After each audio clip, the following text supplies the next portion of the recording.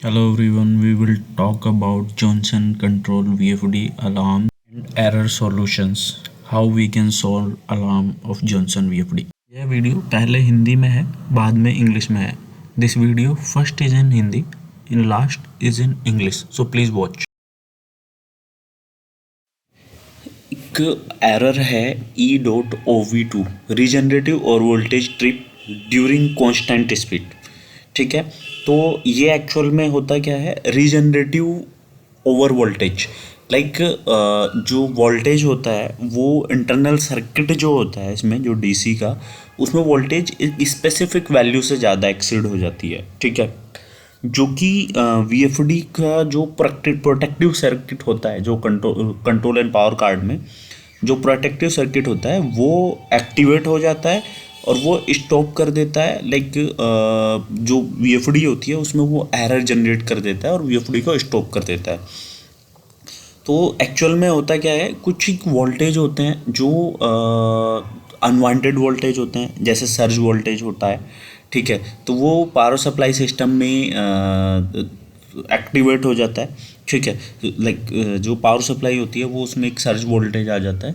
तो या स्पाइक्स होते हैं या फिर दूसरी अनवांटेड वोल्टेज होती हैं. तो वो जब जो हमारा पावर सर्किट या कंट्रोल सर्किट होता है उसमें जब वो जनरेट होने लगता है तो उस केस में ये एरर एक्टिवेट होता है. ठीक है, या फिर जो हमने P.22 नंबर पैरामीटर है, इस पे हमने बहुत माइनर वैल्यू सेट की हुई है, तो हम एक बार इसको थोड़ा सा बढ़ा के देख लेंगे.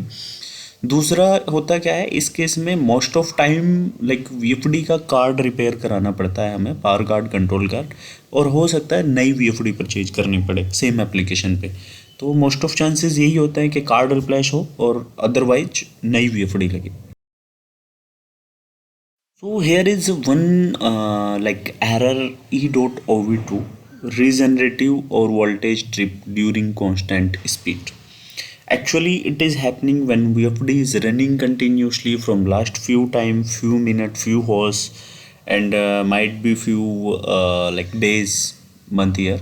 So after that it is suddenly occurring E.OV2, and it is coming because of there is some like unwanted voltage actually DC voltage from the specific value.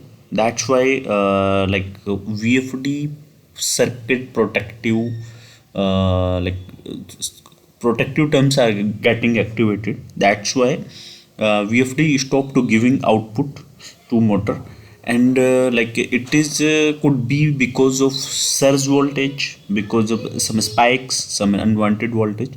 So what we have to do, first we have to check that parameter number P.2020, there should not be very small value, so we have to check that. And second one, it might be like issue, so in that case we have to repair power and control card.